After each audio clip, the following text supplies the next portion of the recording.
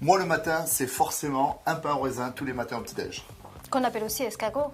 Alors, vous allez voir, la recette, elle est relativement simple. Il y a des petits secrets techniques. Il faut du temps de pouce. Mais alors, le résultat, il est impeccable. Vous allez voir la recette. C'est parti. On va commencer par réaliser une détrempe. Voilà. Donc, pour la pâte feuilletée levée, on va commencer par la farine à mettre dans un robot, le sucre, le sel, la levure boulangère Alors, levure sèche ou levure Fraîche. fraîche, hein, c'est comme vous voulez, d'accord? et du lait. Voilà. Ce qui est important, c'est de pétrir très doucement parce que si vous donnez trop de corps, vous allez avoir une pâte trop élastique. Et pour faire la pâte feuilletée levée, ça va être un petit peu compliqué. Donc, ne pas trop pétrir, vitesse très très lente. On y va doucement et on pétrit le moins possible. Voilà, dès que la pâte, vous voyez, elle a commencé à bouler, on la stoppe très très vite, d'accord? Parce que le problème d'un batteur, c'est qu'on a tendance à trop la travailler. Et il faut vraiment éviter cette élasticité, d'accord? Donc Nadia, tu vas la travailler un petit peu à la main, ça pour pas Oui. trop la travailler. Voilà, Ce que tu exactement. cherches, c'est à la bouler, c'est ça? Voilà, exactement. Voilà. Donc vous voyez, si c'est pas très bien amalgamé, c'est pas très grave, puisqu'on va le terminer à la main. Et surtout, regardez, on a une pâte qui est pas trop élastique, elle est impeccable.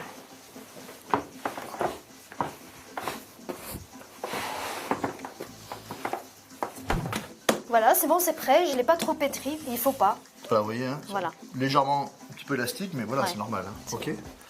Alors là, on le filme. Là, c'est je ça le filme et je le laisse pendant toute une nuit au frigo. Alors, si vous êtes très pressé, 2 heures, mais idéalement, une nuit, c'est parfait. Hein, c'est parfait. La détrempe a bien reposé. Là, on voit qu'elle est beaucoup moins élastique. Et on va la mettre.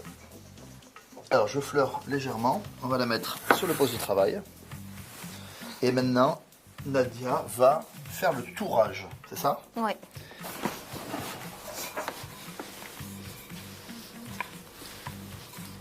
Je prends mon beurre. Là, il faut que le beurre soit un peu mou Vous avez vu le beurre, hein, il est super mou. Hein. et je l'étale au milieu. Vous avez vu, c'est comme une pizza, sauf qu'on a remplacé la sauce tomate par Du beurre. Mais sinon, c'est pas plus grave qu'une pizza. D'accord? Alors, on y va. Donc là, tu rabats. Je rabats et je vais le faire avec les 4 côtés. Là, tu fais un petit peu comme un portefeuille Voilà. en prenant bien soin d'avoir le beurre au milieu Je rabats ici. pour bien fermer. Vous avez vu, on enchâsse, on emprisonne le beurre au milieu, d'accord? Alors ça, c'est bien ce que tu fais parce que ça te permet de ne pas écraser tout. au début. Voilà. Voilà, c'est un très bon geste. Ça. Voilà, et là, tu fais classique. Là, elle a fait un boulot vraiment nickel. Maintenant, tu vas plier en 3, c'est ça? Juste en portefeuille. Voilà, tac. Et Et comme voilà. ça. Vous avez vu, il n'y a pas de chevauchement, là, c'est nickel. Et je vais filmer la pâte. Allez, on la filme, pour pas qu'elle croûte, hein, toujours. On va la laisser au frigo pendant 10 à 15 minutes. Minimum, hein. Si c'est 1 heure ou 2, c'est vraiment pas grave. Hein. C'est-à-dire que je pourrais presque la faire la veille. Et puis, on laisse passer une nuit, puis demain, on s'y remet, etc. D'accord? Allez, au réfrigérateur.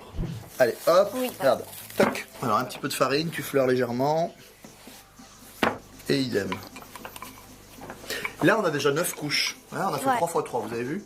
Et là, elle va replier en 3. On va arriver à 27 couches différentes entre la détrempe et le beurre. Là, tu as terminé le deuxième tour. Ouais. Et ce qui est important, vous voyez, c'est que vous avez toujours un joli côté, un côté qui est un tout petit peu moins beau. Il vaut mieux mettre le côté vilain à l'intérieur. Là, on fait pareil. On plie en portefeuille en 3.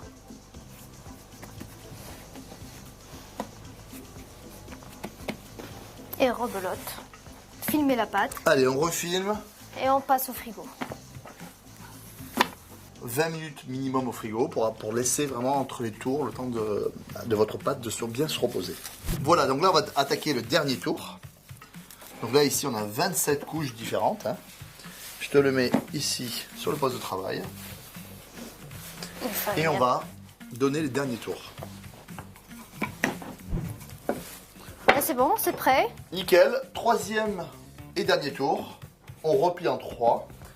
Juste à appuyer un tout petit peu pour souder les 3 couches ensemble. D'accord. Et que tout à l'heure, quand on va bien l'utiliser, quand il sera bien froid, on ait un truc bien régulier comme ça. Tu vois, que ça soit un petit peu soudé par le froid, quoi. On le filme une dernière fois. Donc là, à partir de là, au minimum 1 heure au réfrigérateur pour avoir une pâte qui soit pas trop élastique, pour pouvoir réussir vos viennoiseries. Alors ce feuilletage là, il est impeccable. Il est bien froid. Là, il a bien reposé. On va le partager en 3 parce qu'il y en a quand même un petit peu beaucoup. Hein. Puis à abaisser, c'est quand même pas si facile que ça. On voit vraiment bien les feuilles ici. Donc là, c'est un joli feuilletage. Là, on va l'abaisser sur à peu près 3 mm, d'accord? Et on va façonner nos fameux pains au raisin. Voilà, donc là, tu l'abaisses sur 3-4 mm, quoi. Voilà. Pas trop exactement. fin. Tu pars légèrement. Les parures, on va les garder, bien évidemment. Alors, on va faire attention de les rouler un tout petit peu comme ça, hein, puisqu'on est on pourra les réintégrer après. Je prends la crème pâtissière. Je te mets ça comme ça? Oui, vas-y. Un peu comme ça partout. La crème pâtissière est bien froide. Hein. Là, vous avez vu, à peu près 1 à 2 mm de crème pâtissière, comme vous aimez. Alors, on met les raisins secs. Et comme tu as dit tout à l'heure qu'on peut parfumer la crème pâtissière avec du rhum, mais au lieu de la parfumer, on peut mettre les raisins secs dans du rhum et les laisser macérer pendant 1 heure. Ça, c'est super bien aussi. Et là, on va rouler, vous allez voir. Séquence émotion. Voilà. Nadia qui roule, c'est quand même quelque chose. Voilà, tu serres un petit peu, c'est ça? Voilà. Voilà, ce qui est très important, c'est ça. Je roule et je serre pour qu'il n'y ait pas de vide d'air ou... Mais après, on va trancher quand même. Voilà, hein. exactement. Voilà. Là, je vais commencer à découper. Donc, on va dire 1 cm et demi. 2 cm, ouais. De 1,5 à 2 cm. D'accord. C'est généreux. Alors là, on va pas les cuire de suite. Hein. Non, il faut absolument qu'il y ait une deuxième levée. Ouais. Donc, on va filmer Voilà, le tout. toujours pour pas que ça croûte. Hein. Voilà. On pose juste dessus comme ça. Et on laisse pendant 30 à 40 minutes. Dans le coin le plus tiède de votre Voilà. cuisine, près du four, à côté du radiateur. L'important, c'est que ça double de volume. Et après, on va les dorer. On partira au four, vous allez voir, c'est nickel. Allez, go. Hop.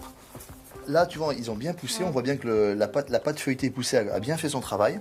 On va les dorer, c'est ça? Voilà, on le dore. Et après, on va les passer au four. J'ai préchauffé le four à 180 degrés. D'accord. Et c'est un œuf entier, juste battu comme ça. Voilà.